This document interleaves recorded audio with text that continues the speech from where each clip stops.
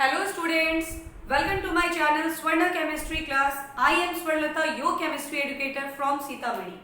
आज हम लोग इलेक्ट्रोकेमिस्ट्री के पार्ट 4 को लेकर आए हैं. कल वीडियो नहीं गया था बट आज हम लोग इसको कंटिन्यू करेंगे. आज हम लोग करने वाले हैं how we can determine the electrode potential of the half cell. Last video में हम लोगों ने standard electrode potential of the cell, electrode potential और ईएमएफ में क्या डिफरेंस है, ये सारी चीजों को अच्छे से कर लिया था. Electrode potential of the cell depends on the two factor, जिसको हम लोग नर्स्ट इक्वेशन के थ्रू नेक्स्ट लेक्चर में करेंगे. वो चीज हम लोगों ने वहां पे रोक दिया था और हम लोग कहा था, हम लोगों ने समझा था कि इसको हम लोग को नर्स्ट इक्वेशन में करना है.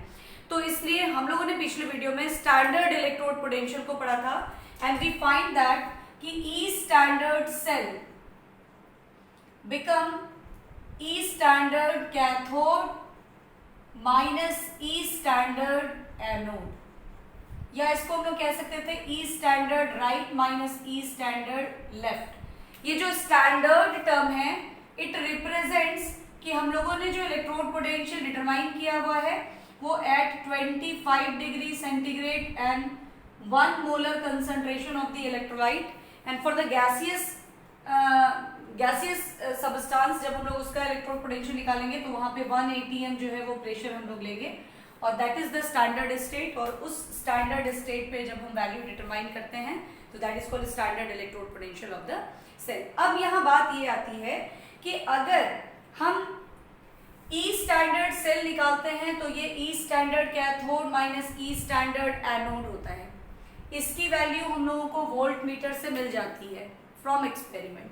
अगर हम ई स्टैंडर्ड कैथोड या ई स्टैंडर्ड इलेक्ट्रोड एनोड को इंडिविजुअली डिटरमाइन करना चाहें तो वो हम लोग कैसे करेंगे, because both are different tendency, both electrodes have different tendencies. एक इलेक्ट्रोड की टेंडेंसी है टू लूज इलेक्ट्रॉन, इसकी टेंडेंसी है टू गेन इलेक्ट्रॉन, और दोनों दो डिफरेंट वेरिएबल्स के टर्म में आ जाएंगे और दोनों ही वैल्यूज अननोन है. हमें पता सिर्फ ये है बाय द एक्सपेरिमेंट. तो हम कैसे इसको डिटरमाइन करेंगे, क्योंकि सबसे पहली बात कि ये जो इलेक्ट्रोकेमिकल सेल है it is based on redox reaction and we know oxidation and reduction is a simultaneous process. It means कि अगर ऑक्सीडेशन हो रही है तो रिडक्शन भी एट ए टाइम होती है. That is a relative tendency. किसी भी इलेक्ट्रोड की टेंडेंसी ऑक्सीडाइज या रिड्यूस्ड होने की है, वो क्या है, that is the relative tendency of the electrode. यानी इंडिविजुअली कोई एक हाफ सेल काम कर लेगा ऐसा नहीं होता है. तो सबसे पहली चीज कि why there is need, why is the need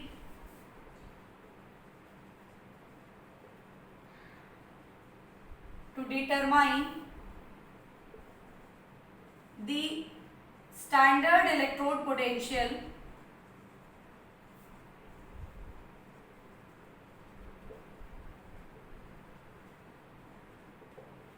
of half cell with the help of standard electrode. सबसे पहले ये सवाल ही आता है कि आखिर क्यों जरूरत है एक स्टैंडर्ड इलेक्ट्रोड की to determine the electrode potential of one half cell. किसी एक हाफ सेल की अगर इलेक्ट्रोड पोटेंशियल डिटरमाइन करनी है तो हम लोगों को क्यों एक स्टैंडर्ड इलेक्ट्रोड की जरूरत पड़ेगी. अब वो कौन सा स्टैंडर्ड इलेक्ट्रोड है वो हम लोग इसके बाद डिस्कस करेंगे, but first we have to know कि आखिर क्यों, why there is need to determine to take help of an standard electrode to determine the electrode potential of the cell. तो देखो सबसे पहला इसका जो रीजन होता है वो ये कि ये जो हाफ सेल रिएक्शन है ये इंडिविजुअली होता ही नहीं है. The half cell reaction either oxidation or reduction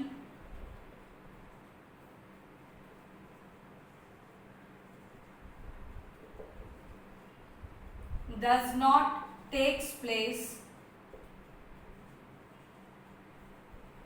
alone because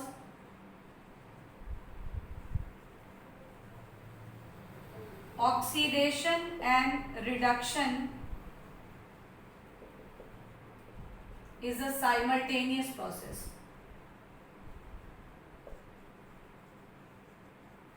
पहली बात। दूसरी बात क्या है? दूसरी बात ये है कि जो टेंडेंसी है, द टेंडेंसी ऑफ इलेक्ट्रोड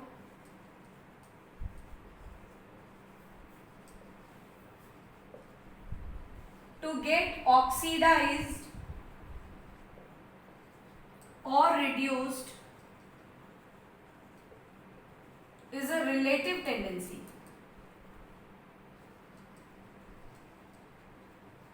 यानी किसी भी इलेक्ट्रोकेमिकल सेल में जो हम लोग एक हाफ सेल का डिस्कशन करते हैं, तो that is only for understanding. Actually वो हाफ सेल इंडिविजुअली एग्जिस्ट ही नहीं करेगा, क्योंकि ऑक्सीडेशन होने के बाद जो इलेक्ट्रॉन लूज हो रही है वो कहीं ना कहीं रिड्यूस्ड होना है, उसको गेन होना है, क्योंकि इलेक्ट्रॉन फ्री स्टेट में रहेगा ही नहीं।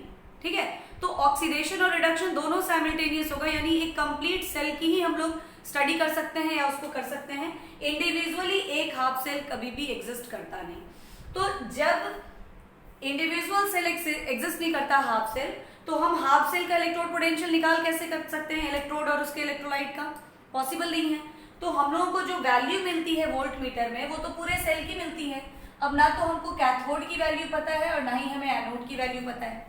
तो इन दैट केस हम लोगों को एक ऐसे इलेक्ट्रोड का यूज करना पड़ेगा which has fixed value at all concentration and at all temperature. ठीक है, अगर हम लोगों को कैथोड का इलेक्ट्रोड पोटेंशियल डिटरमाइन करना होगा, तो this electrode potential of the cell can be determined with the help of experiment, और ये वाले हम लोग स्टैंडर्ड इलेक्ट्रोड का यूज करेंगे जिसकी वैल्यू फिक्स्ड होगी। We know, already know that. ठीक है, अगर हम लोगों को एनोड की इलेक्ट्रोड पोटेंशियल निकालनी होगी, तो हम वहां पर standard electrode as cathode treat करेंगे, यानी कोई एक ऐसे इलेक्ट्रोड को सिलेक्ट करना होगा which can act as cathode as well as anode. तो इसके लिए हम लोग किसका यूज कर रहे हैं? इसके लिए हम लोग SHE या फिर NHE का यूज कर रहे हैं, यानी जो स्टैंडर्ड इलेक्ट्रोड हम यूज करेंगे दैट इज SHE और NHE। ठीक है, तो सबसे पहली बात तो ये हमारी आई कि क्यों हम लोगों को जरूरत है एक स्टैंडर्ड इलेक्ट्रोड की to determine the electrode potential of the half cell. तो दैट बिकम क्लियर। क्यों जरूरत है? इसलिए क्योंकि ये जो हाफ सेल रिएक्शन है ये कभी भी अलोन यानी कि इंडिविजुअली नहीं पॉसिबल है कैरी होना या हो पाना। ठीक है, ये दोनों साइमल्टेनियस प्रोसेस है, यानी साथ साथ चलता है। किसी भी इलेक्ट्रोड की जो टेंडेंसी होती है टू गेट ऑक्सीडाइज्ड या reduced, that is also a relative tendency. ऐसा नहीं है कि वो अपने आप अकेले होता है। ठीक है ना, तो due to this reason we have to take a need use of standard hydrogen electrode. ठीक है, यानी SHE को हम लोग क्या बोलेंगे? स्टैंडर्ड हाइड्रोजन इलेक्ट्रोड, या इसको हम लोग बोल सकते हैं नॉर्मल हाइड्रोजन इलेक्ट्रोड। ठीक है, यानी ये एक ऐसा इलेक्ट्रोड है जिसकी इलेक्ट्रोड पोटेंशियल की value at all condition constant है, और ये ऐसा इलेक्ट्रोड है जो आपको एज कैथोड और एज एनोड भी बिहेव करता है। तो अब हम लोग इसके स्ट्रक्चर को करेंगे। तो चलिए हम लोग देखते हैं स्टैंडर्ड हाइड्रोजन इलेक्ट्रोड या नॉर्मल हाइड्रोजन इलेक्ट्रोड का पहले तो कंस्ट्रक्शन देखते हैं। देखिए, इसको हम लोग इसको ऐसे लेते हैं, एक कंटेनर है और इसमें प्लैटिनम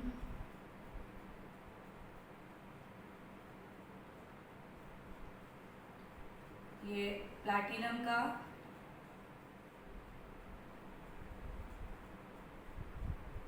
वायर है जो प्लैटिनम ब्लैक से कोटेड है। ये platinum coated with platinum black, यहां से continuously hydrogen gas at 1 bar और 1 atm प्रेशर इज टेकन या बबल्ड इनसाइड, और एज एन इलेक्ट्रोलाइट यहाँ पे 1 MHCl को हम लोग यूज करते हैं। अब यहाँ देखिए, यहाँ हम लोगों को प्लैटिनम का यूज करना पड़ा। ठीक है, हम लोगों को पता है कि जो पोटेंशियल डेवलप करती है वो कब? तो तो जब कोई इलेक्ट्रोड यानी मेटल इलेक्ट्रोड और को डिप करते हैं हम किसी इलेक्ट्रोलाइट्स में यानी फ्लूइड्स या लिक्विड फॉर्म में उसी मेटल के, तो फिर वहां पर एक पोटेंशियल डिफरेंस डेवलप करता है। तो ये क्यों होता है? Because of the charge separation. Electron lose या गेन होती है, तो इलेक्ट्रॉन को फ्लो करने के लिए एक सपोर्टर मेटल की जरूरत है। यहाँ तो हाइड्रोजन इलेक्ट्रोड हम जब ले रहे हैं तो हाइड्रोजन इज अ गैस, तो गैस कैसे आपको एक प्लेटफॉर्म बना सकता है, एक इलेक्ट्रोड की तरह कैसे बिहेव कर सकता है? तो इन दैट केस जब हम किसी गैसियस इलेक्ट्रोड की बात करेंगे तो वहां हम लोगों को क्या करना होगा? वहां हम लोगों को एक ऐसे इलेक्ट्रोड की सिलेक्शन करनी होगी which is a inert electrode. तो चूंकि प्लैटिनम आपको रिएक्टिविटी सीरीज, अभी चूंकि आप लोगों ने इलेक्ट्रोकेमिकल सीरीज नहीं किया है, वो हम लोग इसी क्लास में भी करेंगे, तो उस सीरीज को के पहले आप लोग क्लास 8 में या 10th में आप लोगों ने रिएक्टिविटी सीरीज पढ़ा होगा। रिएक्टिविटी सीरीज में आपने देखा होगा कि सबसे नीचे प्लैटिनम है। So platinum is an inert electrode, it means it does not interfere in electrochemical cell reaction. ये कोई डिस्टर्बेंस नहीं करता, it only help to support the flow of electron during this release और गेन ऑफ इलेक्ट्रॉन। ठीक है, तो इसलिए यहाँ पे हम लोग प्लैटिनम इलेक्ट्रोड का यूज करेंगे। क्लियर हो गई बात? किसी भी रिलीजिंग या एक्सेप्टिंग टेंडेंसी ऑफ इलेक्ट्रॉन के लिए एक मेटल इलेक्ट्रोड चाहिए for the support of the flow of electron, और वहां हम लोग ऐसे ही इलेक्ट्रोड का यूज करेंगे विच इज इनर्ट। तो प्लैटिनम चूंकि सबसे ज्यादा इनर्ट है, इसलिए हम लोग यहाँ पे प्लैटिनम इलेक्ट्रोड का यूज करेंगे। अब क्या है कि ये hydrogen electrode, this hydrogen electrode can act as cathode as well as anode। ये कैथोड और एनोड दोनों तरह से बिहेव कर सकता है, ये इसकी बहुत ज्यादा बेनिफिट पॉइंट है। और दूसरी बात है कि इसका जो स्टैंडर्ड इलेक्ट्रोड पोटेंशियल का वैल्यू है, देखिए जब हम इसका स्टैंडर्ड इलेक्ट्रोड पोटेंशियल लिखेंगे, रिप्रेजेंट करेंगे, तो वहां प्लैटिनम को भी दिखाएंगे, बिकॉज प्लैटिनम इलेक्ट्रोड ही यहाँ पे यूज होता है and as an electrolyte 1mHCl। ठीक है, इसकी वैल्यू 0 होती है at all conditions। at all conditions मतलब at all concentration, at all temperature, इसकी वैल्यू फिक्स्ड है जो 0 है। तो अगर हम लोगों को किसी एक इलेक्ट्रोड का इलेक्ट्रोड पोटेंशियल डिटरमाइन करना है, तो दूसरा इलेक्ट्रोड हम हाइड्रोजन ले लेंगे जिसकी वैल्यू 0 होगी, और एक जिसकी निकालनी है वो वैल्यू निकालेंगे, और जो पूरे सेल का इलेक्ट्रोड पोटेंशियल है वो तो हमको एक्सपेरिमेंट से बाई वोल्ट मीटर तो ऑलरेडी मिल चुका होता है, तो हम लोग आराम से नेक्स्ट हाफ इलेक्ट्रोड का इलेक्ट्रोड पोटेंशियल डिटरमाइन कर सकते हैं। लेकिन इसमें कुछ डिसएडवांटेज भी है इसका। क्या है? इस हाइड्रोजन इलेक्ट्रोड को यूज करने में कुछ दिक्कत भी आती है, कुछ परेशानियां भी आती है। वो ये है कि सबसे पहला कि 1 बार प्रेशर मेंटेन करना बहुत डिफिकल्ट है। It is difficult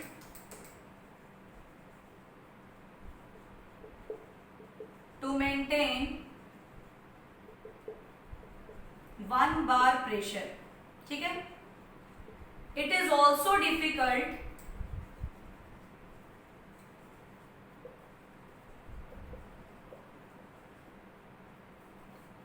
to take 1 molar concentration of HCl। 1 m HCl को लेना ये भी बहुत ज्यादा डिफिकल्ट है, and it is also difficult to use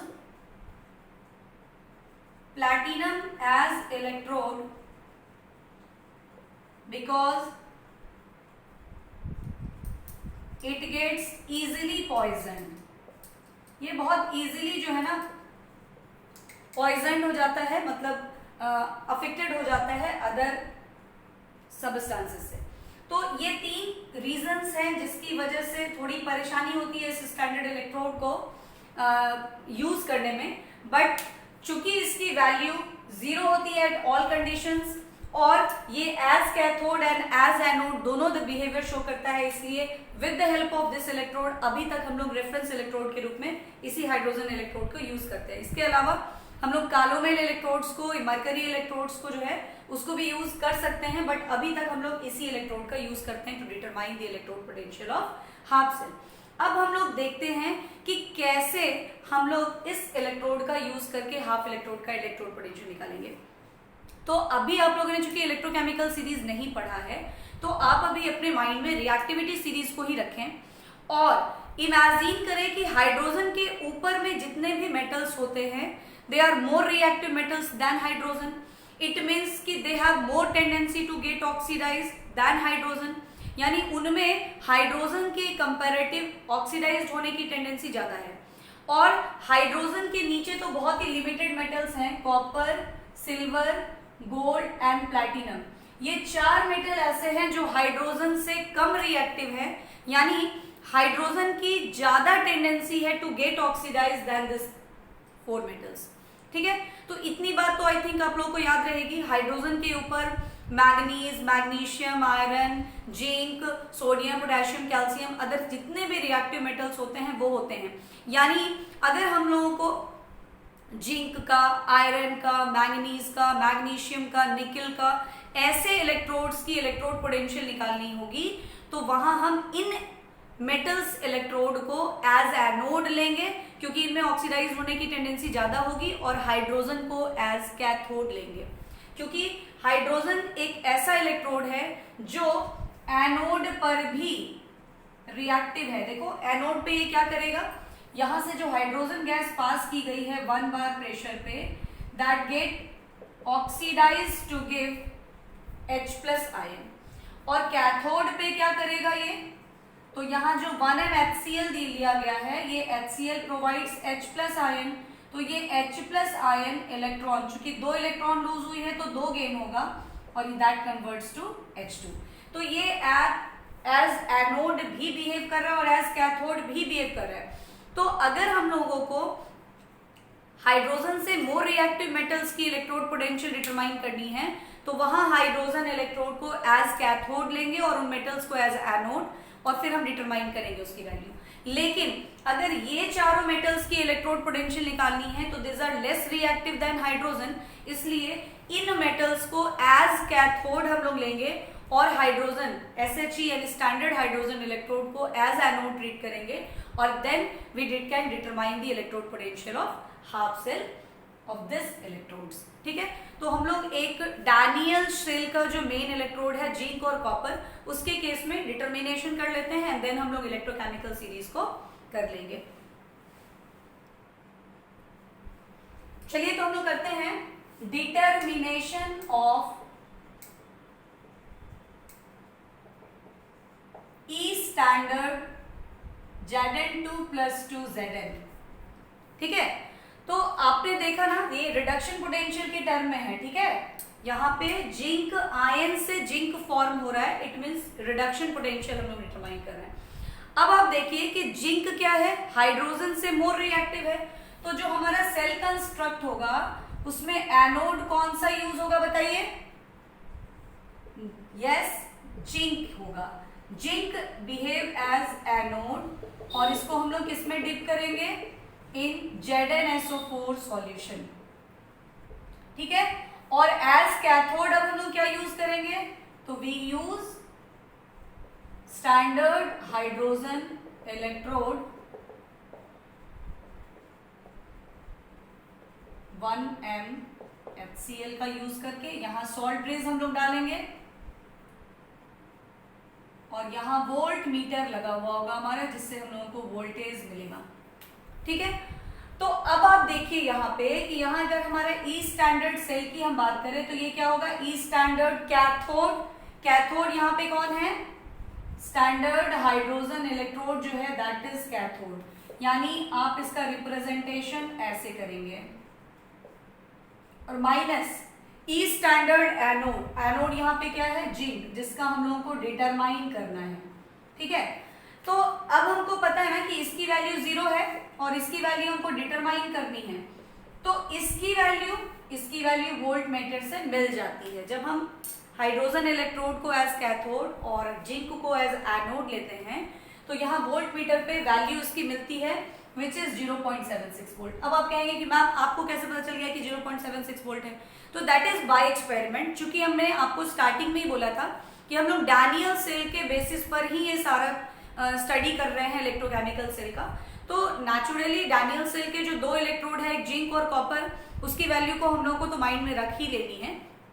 rest electrode की बात जहां तक आएगी, लाइक निकल, आयरन, सिल्वर या अदर कोई भी मेटल्स, तो उसकी वैल्यू आप याद रखें या ना रखें कोई प्रॉब्लम नहीं है। उसकी वैल्यू आपको न्यूमेरिकल अगर दी जाएगी तो वैल्यू वहां पे प्रोवाइडेड होगा, इसलिए टेंशन की कोई बात नहीं है।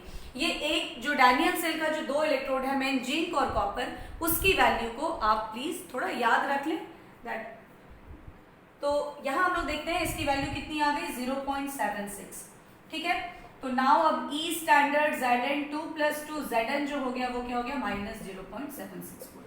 तो हमेशा इस बात को याद रखेंगे, अभी आप रिएक्टिविटी सीरीज को ही माइंड में रखें और ये ध्यान में रखें कि हाइड्रोजन के ऊपर जितने भी मेटल हैं, लाइक मैग्नीज, मैग्नीशियम, निकल, आयरन, जिंक, ये जितने भी इस तरह के रिएक्टिव मेटल्स हैं, सोडियम, पोटेशियम वगैरह जितने भी, एक कैल्शियम, मैग्नीशियम, इन सबकी वैल्यू नेगेटिव आएगी, क्योंकि जब हम इनका इलेक्ट्रोड पोटेंशियल डिटरमाइन करेंगे तो hydrogen electrode as cathode treat होगा और ये एज एनोड, तो ऑलवेज ये निगेटिव टर्म में रहेगा और इसकी वैल्यू तो 0 आएगी, और इसकी जो वैल्यू आएगी वही वैल्यू नेगेटिव मैग्नीट्यूड के साथ इस इलेक्ट्रोड की इलेक्ट्रोड पोटेंशियल, यानी हाइड्रोजन के ऊपर, यानी हाइड्रोजन से मोर रिएक्टिव सारे मेटल्स की इलेक्ट्रोड पोटेंशियल की वैल्यू क्या होती है, नेगेटिव होती है।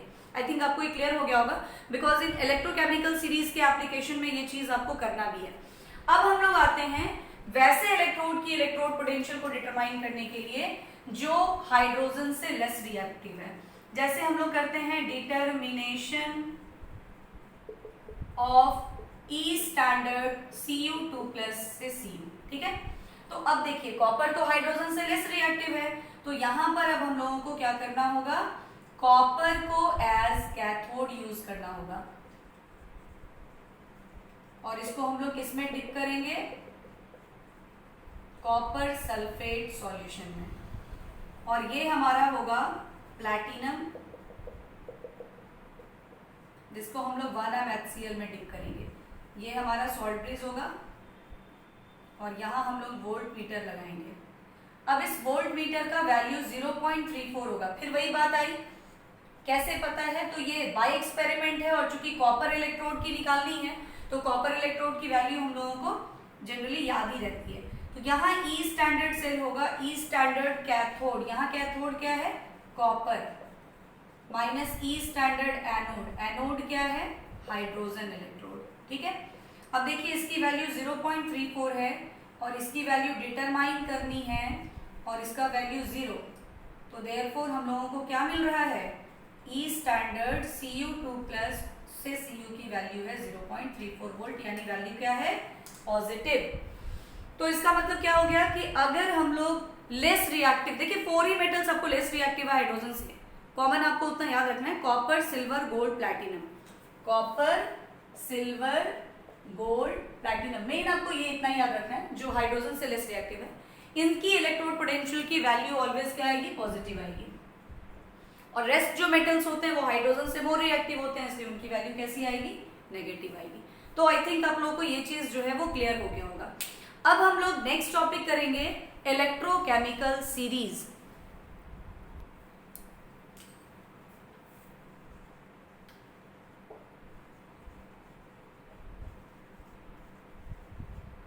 देखिए ये इलेक्ट्रोकेमिकल सीरीज जो है, it is a series of arrangement of the elements in order of their decreasing reduction potential in vertical order. The vertical arrangement of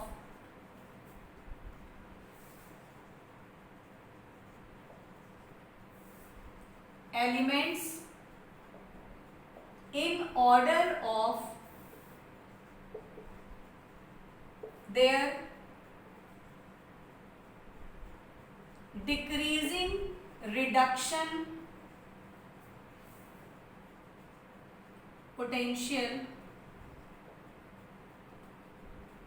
is called electrochemical series. अब आप देखिएगा यहां पे सिर्फ मेटल्स की ही अरेंजमेंट नहीं है, यहां इसलिए एलिमेंट्स लिखा गया है ना, इसमें कुछ नॉन मेटल्स की भी अरेंजमेंट लाइक फ्लोरीन, क्लोरीन, ब्रोमीन्स की भी अरेंजमेंट होती है।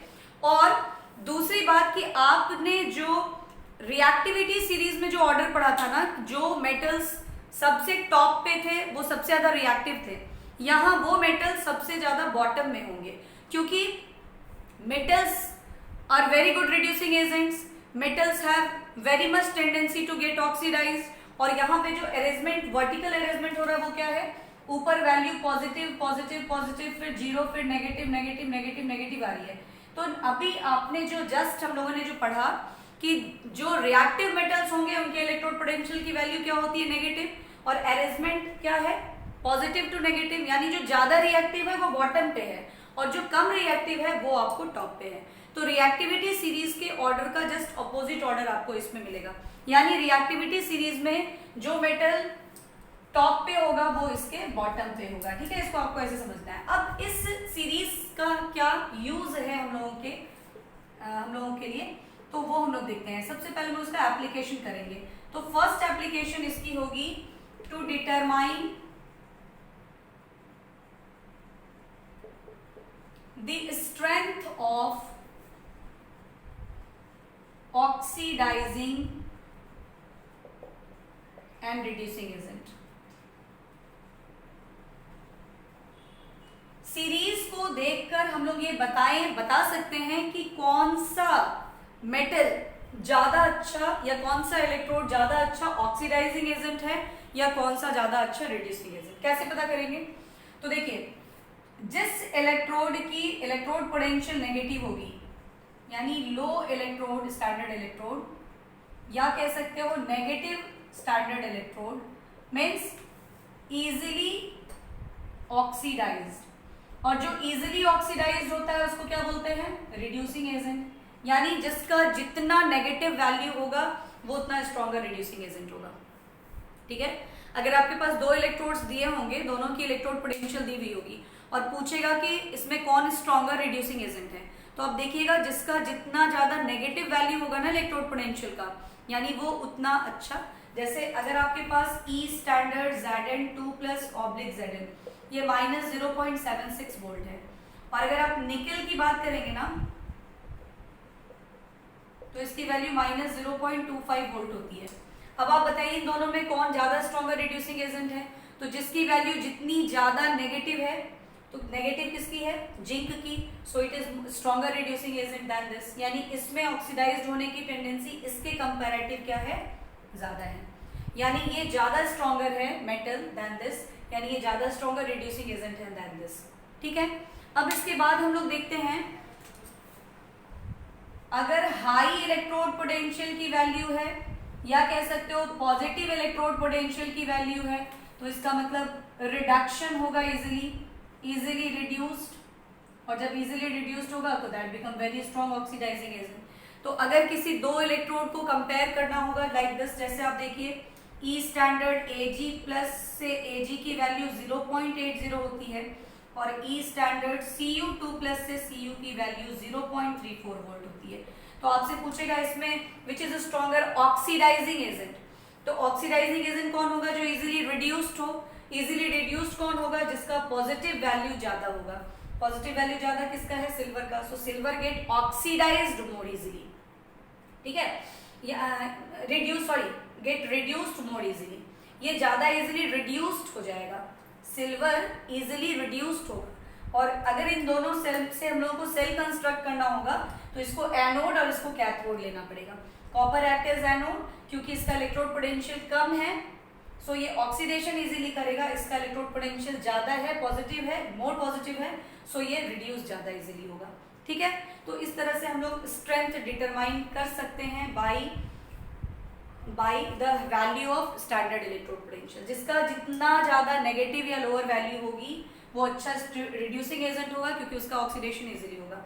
जिसका जितना ज्यादा पॉजिटिव या हायर वैल्यू होगा वो उतना इजीली रिड्यूस्ड होगा, इसलिए वो बहुत स्ट्रॉन्गर ऑक्सीडाइजिंग एजेंट।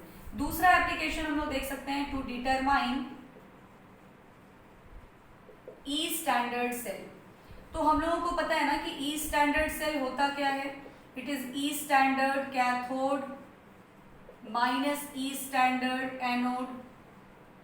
इस पर बेस्ड जो क्वेश्चंस या न्यूमेरिकल्स हैं वो आपको नेक्स्ट वीडियो में चला जाएगा, क्योंकि ये वीडियो अब लंबा हो जाएगा ना, तो हम लोग थोड़ा शॉर्ट करेंगे एप्लीकेशंस को सिर्फ समझ के। और इस एप्लीकेशन बेस्ड न्यूमेरिकल्स बहुत सारे या रीजनिंग बेस्ड क्वेश्चंस बहुत सारे आते हैं, तो उसको हम लोग नेक्स्ट वीडियो में कर लेंगे। अब आप देखिए कि सीरीज को देख के हम ई स्टैंडर्ड सेल कैसे निकाल सकते हैं। तो देखिए सीरीज को देख के अगर हमारे पास ऐसा है कि आपको दे देगा कि एक निकेल और कॉपर इलेक्ट्रोड है, ठीक है, और आप कंस्ट्रक्ट कीजिए सेल को और electrode potential of the cell determine कीजिए, तो आपको पहले पता तो होगा तब ना कि कौन एनोड होगा और कौन कैथोड होगा। तो हम लोग सीरीज इलेक्ट्रोकेमिकल सीरीज से उसकी वैल्यू देखेंगे। निकेल की वैल्यू कितनी है -0.25 और कॉपर की वैल्यू कितनी है 0.34, यानी इसकी वैल्यू नेगेटिव है, इसकी वैल्यू पॉजिटिव है। जिसकी वैल्यू नेगेटिव होगी वो ऑक्सीडाइज्ड होगा इजीली, जिसकी वैल्यू पॉजिटिव होगी वो रिड्यूस्ड होगा इजीली, ठीक है। और ऑक्सीडेशन कहां पर होता है, एनोड पर, रिडक्शन कहां पर होता है, कैथोड, ठीक है। इसका मतलब ये हो गया कि जिसकी वैल्यू लो होगी या नेगेटिव होगी, मोर नेगेटिव होगी, वो क्या हो जाएगा, एनोड की तरह हो जाएगा, और जिसकी वैल्यू हाई होगी या पॉजिटिव होगी वो क्या हो जाएगा, वो कैथोड हो जाएगा, ठीक है। तो इन दोनों में आप देखिए निकेल की वैल्यू नेगेटिव है, लोअर है, इसलिए ये एनोड हो गया, और कॉपर की वैल्यू पॉजिटिव है, हायर है, इसलिए ये क्या हो गया, कैथोड हो गया। वैसे ही अगर आपके पास कॉपर एंड सिल्वर है तो कॉपर और सिल्वर दोनों की वैल्यू पॉजिटिव है, बट सिल्वर की वैल्यू क्या है, मोर पॉजिटिव है, यानी ज्यादा पॉजिटिव वैल्यू, मतलब ये हो जाएगा तुमको सिल्वर की वैल्यू मोर पॉजिटिव, यानी कि ये कैथोड की तरह ट्रीट करेगा, और कॉपर की वैल्यू लेस पॉजिटिव है, सो ये एनोड की तरह, यानी इसकी वैल्यू लोअर है तो ये एनोड हो गया, इसकी वैल्यू हायर है ये कैथोड हो गया। यहाँ इसकी वैल्यू लोअर है तो ये एनोड हो गया, इसकी वैल्यू हायर है इसलिए ये कैथोड हो गया। तो इस तरीके से हम लोगों को एनोड और कैथोड डिटरमाइन हो जाता है with the help of electrochemical series. और जब एनोड और कैथोड डिटरमाइन हो जाएगा तो ई स्टैंडर्ड कैथोड उसकी वैल्यू हम सीरीज से लिख लेंगे और एनोड की वैल्यू सीरीज से लिख लेंगे, ई standard cathode minus E standard anode से हम लोग ई स्टैंडर्ड सेल की वैल्यू को डिटरमाइन कर लेंगे। तो ये दो एप्लीकेशन हो गई। नेक्स्ट एप्लीकेशन हम लोग करते हैं, तो देखिए इस तरह से हम लोग थर्ड एप्लीकेशन इसका देखते हैं, ठीक है। बहुत इजीली हम लोग को क्लियर हो गया। फर्स्ट एप्लीकेशन में क्या है कि हम लोग स्ट्रेंथ पता करेंगे, कंपैरेटिव स्ट्रेंथ की which is oxidizing, stronger oxidizing agent and which is stronger reducing agent. तो सिंपल सा है, जिस इलेक्ट्रोड की इलेक्ट्रोड पोटेंशियल लोअर होगी, नेगेटिव होगी, मोर नेगेटिव होगी, वो ऑक्सीडाइज्ड होगा एनोड पे, यानी वो स्ट्रॉन्गर रिड्यूसिंग एजेंट। जिसके इलेक्ट्रोड पोटेंशियल की वैल्यू पॉजिटिव होगी, हायर होगी, यानी कि वो रिड्यूस्ड होगा कैथोड पे, and that become a very stronger oxidizing agent. तो स्ट्रेंथ तो हम पता कर लिए, और इस वैल्यूज से हम लोगों को ये भी पता चल गया कि which electrode act as anode and which act as cathode. और जब कैथोड और एनोड हम लोगों को पता चल गया तो हम लोग ई स्टैंडर्ड सेल डिटरमाइन कर लिए। तीसरी केस है प्रेडिक्टिंग द फिजिबिलिटी, या हम लोग कह सकते हैं स्पॉन्टेनिटी ऑफ प्रोसेस। कोई भी प्रोसेस फिजिबल है या स्पॉन्टेनियस है या नहीं। What is feasibility and spontaneity? तो देखिए फिजिबिलिटी या स्पॉन्टेनिटी हम लोगों ने 11th में थर्मोडायनेमिक्स चैप्टर में पढ़ा था कि the process which either takes place by itself और बाय सम इनिशिएशन। कोई प्रोसेस या तो खुद से स्टार्ट हो जाए या एक बार अगर हम उसे स्टार्ट कर दे तो फिर वो कंटिन्यू चलता रहे, that is called spontaneous process. मतलब सेल्फ ऑकरिंग प्रोसेस, जो ऑकरिंग प्रोसेस होते हैं दैट इज कॉल्ड फिजिबल या स्पॉन्टेनियस प्रोसेस। तो अब आप देखिए कि प्रोसेस स्पॉन्टेनियस या फिजिबल कैसे होगा। हम लोगों ने 11th में पढ़ा था कि गिब्स फ्री एनर्जी की वैल्यू अगर नेगेटिव होगी तो प्रोसेस स्पॉन्टेनियस हो जाता है, ठीक है। और यहाँ तो हम लोग अभी स्टैंडर्ड इलेक्ट्रोड पोटेंशियल का रिलेशन गिब्स फ्री एनर्जी से पढ़ ही नहीं रहे हैं, वो हम लोग करेंगे जब हम लोग नर्स्ट इक्वेशन कर लेंगे आफ्टर दैट। तो अभी हम लोगों को सिर्फ इलेक्ट्रोड पोटेंशियल की वैल्यू से ही ये डिटरमाइन करना है कि प्रोसेस स्पॉन्टेनियस होगा या नहीं। तो देखिए, अगर किसी इलेक्ट्रोड का इलेक्ट्रोड पोटेंशियल नेगेटिव है एंड वही ऑक्सीडाइज्ड हो रहा है एज ए नेचुरल टेंडेंसी, जिसका नेगेटिव है वही ऑक्सीडाइज्ड हो रहा है और जिसका पॉजिटिव है वही रिड्यूस्ड हो रहा है, तो ऐसे में इलेक्ट्रोड पोटेंशियल की वैल्यू आएगी पॉजिटिव। और अगर ऐसा होगा तो प्रोसेस स्पॉन्टेनियस। तो हम लोग कह सकते हैं कि if the electrode with negative electrode potential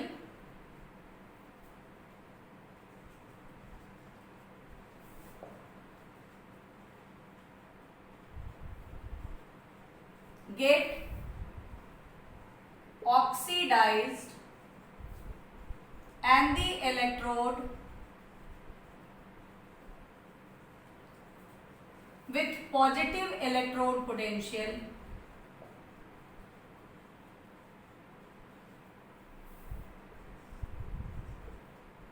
get reduced, ठीक है, electrode potential of the cell become positive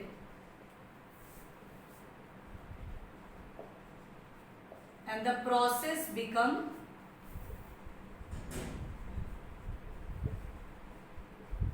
spontaneous and vice versa, ठीक है। और ठीक उल्टा हो जाएगा, अगर किसी इलेक्ट्रोड का इलेक्ट्रोड पोटेंशियल अगर पॉजिटिव हो और वो क्या हो रहा हो, ऑक्सीडाइज्ड हो रहा हो, तो जिनकी पॉजिटिव वैल्यू है इसका मतलब उनको तो ऑक्सीडेशन इजीली नहीं करना चाहिए, लेकिन अगर वही ऑक्सीडाइज्ड हो रहे हैं किसी रिएक्शन में और जिनका वैल्यू पॉजिटिव है वो अगर पॉजिटिव वाला ऑक्सीडाइज्ड हो रहा है और नेगेटिव वाला अगर रिड्यूस्ड हो रहा है, तो ऐसे में electrode potential of the cell जो है ना वो आपको नेगेटिव आ जाएगा और प्रोसेस क्या हो जाएगा, नॉन स्पॉन्टेनियस, ठीक है। इसको हम लोग एक एग्जांपल से समझ लेते हैं। अगर हमारे पास है Zn plus Cu2 plus Zn2 plus Cu और वही इसका रिवर्स रिएक्शन है Cu plus Zn2 plus Cu2 plus Zn, ठीक है। ये दो रिएक्शन है आपको, और आपको इसमें बताना है कि कौन सा प्रोसेस स्पॉन्टेनियस है and which is non spontaneous. आपको पता दिया हुआ होगा क्वेश्चन में, ये तो हम लोगों ने डैनियल सेल के इलेक्ट्रोड्स को यूज किया, यहाँ पे कोई और भी आपको लेके copper nickel, copper silver, iron nickel, iron silver, iron zinc, कैसे किसी को भी लेके दिया जा सकता है।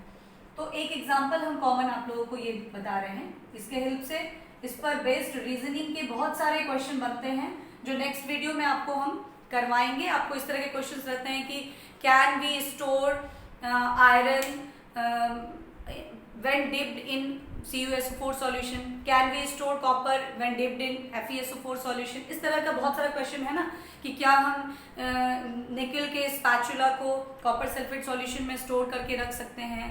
तो इस तरह के जो क्वेश्चन होते हैं वो फिजिबिलिटी बेस्ड क्वेश्चन ही होते हैं और वो क्वेश्चन हम आप लोगों को करवाएंगे। अब आप देखें, यहाँ आप ई स्टैंडर्ड सेल डिटरमाइन कीजिए, क्या होगा। यहाँ कैथोड कौन है, यहाँ वैल्यू से आपको नहीं पता चल रहा है, रिएक्शन से आपको पता करना है। मेटल से मेटल आयन बन रहा है, मतलब क्या हो रहा है, ऑक्सीडेशन, यानी ये क्या हो गया, एनोड। मेटल आयन से मेटल आयन, मेटल बन रहा है, मीन्स रिडक्शन, यानी ये कैथोड, ठीक है। तो यहाँ पर कॉपर है कैथोड, तो ई कैथोड माइनस ई एनोड, वैल्यू क्या आ जाएगी, प्लस करेंगे 1.10 वोल्ट, कैसा आया, पॉजिटिव, ठीक है। बट यहाँ आप आइए ई स्टैंडर्ड सेल, यहाँ मेटल से मेटल आयन किसका बन रहा है, copper, so it act as anode, और मेटल आयन से मेटल कहाँ बन रहा है, जिंक का, so it act as cathode. अब आप देखिए, जब यहाँ हम E cathode minus E standard anode करेंगे तो यहाँ माइनस 0.76 जिंक की वैल्यू, क्योंकि यहाँ कैथोड जिंक है, एनोड कॉपर है, 0.34, वैल्यू बिकम माइनस 1.10 वोल्ट। क्या हो गया वैल्यू, इसकी वैल्यू हो गई पॉजिटिव, इसकी हो गई वैल्यू नेगेटिव। तो अगर इलेक्ट्रोड पोटेंशियल की वैल्यू पॉजिटिव है तो इट मीन्स प्रोसेस स्पॉन्टेनियस है, यानी जो अबव रिएक्शन है दैट इज स्पॉन्टेनियस या फिजिबल आप बोल सकते हो, बट नीचे वाला क्या हो गया, नॉन स्पॉन्टेनियस या नॉन फिजिबल। क्योंकि इसमें वैल्यू क्या आ गई, नेगेटिव। तो with the help of the determination of the value of electrode potential we can determine कि प्रोसेस स्पॉन्टेनियस होगा या नहीं। तो ई स्टैंडर्ड सेल की वैल्यू अब कैसे निकालोगे, तो अब सेल रिएक्शन में देखो, मेटल अगर मेटल आयन में कन्वर्ट हो रहा है यानी उसका ऑक्सीडेशन हो रहा है, वो एनोड है, और अगर मेटल आयन मेटल में कन्वर्ट हो रहा है मतलब उसकी रिडक्शन हो रही है यानी वो है कैथोड। तो ई कैथोड माइनस ई एनोड वैल्यूज हम लोग डालेंगे, हमें वैल्यू अगर पॉजिटिव मिल रहा है तो प्रोसेस स्पॉन्टेनियस हो जाएगा। यहाँ पर metal to metal ion copper है इसलिए वो एनोड हो गया, और मेटल आयन से मेटल जिंक है इसलिए वो कैथोड हो गया। तो अब ई कैथोड यानी जिंक की वैल्यू यहाँ डालेंगे और ई एनोड मतलब कॉपर की वैल्यू यहाँ, वैल्यू नेगेटिव हो गई, so process become non spontaneous. इस पर बेस्ड बहुत सारे और एग्जांपल्स या क्वेश्चंस जो है हम लोग नेक्स्ट वीडियो में करेंगे। और आप लास्ट एप्लीकेशन हम लोग इसका कर लेते हैं, लास्ट है to determine the metal which can liberate hydrogen with dilute inorganic acids, जैसे dilute HCl, dilute HNO3, dilute H2SO4 के साथ कौन सा मेटल हाइड्रोजन लिबरेट करेगा या कौन सा नहीं करेगा, ये हम लोग कैसे पता करेंगे। तो देखिए ये बहुत ही सिंपल है, इसके लिए बस आप इतना याद रखिए कि metals with negative electrode potential value can liberate H2 with dilute acids like HCl, H2SO4 and so on, ठीक है। और जो metals like copper, silver, gold, platinum जो होते हैं with positive electrode potential value can not liberate hydrogen with dilute acids, ठीक है ना। तो इस तरह से हम लोगों ने 4 एप्लीकेशंस पढ़े। एक strength of oxidising and reducing agent determine करना, दूसरा electrode potential of the cell determine करना with the help of electrochemical series. Third हम लोग ने पढ़ा फिजिबिलिटी डिटरमाइन करना इलेक्ट्रोकेमिकल सेल रिएक्शंस की, कि either the electrochemical cell reaction is feasible और नॉट। और चौथा कि किस मेटल्स की टेंडेंसी है to liberate hydrogen with dilute acids, ठीक है ना। तो ये चारों एप्लीकेशंस आई थिंक आप लोगों को बहुत अच्छे से क्लियर हो गया होगा, और इन पर बेस्ट कुछ रीजनिंग के क्वेश्चंस या न्यूमेरिकल्स जो हैं वो हम लोग नेक्स्ट वीडियो में करने के बाद, हमारा जो नेक्स्ट वीडियो होगा वो बहुत ज़्यादा इंपॉर्टेंट होगा, that is Nernst equation and its application. तो हम लोग कल उसके वीडियोस को करेंगे, नर्स्ट इक्वेशन को करेंगे और इस पर बेस्ड न्यूमेरिकल्स को। आज के लिए इतना ही रहने देते हैं, ओके बाय।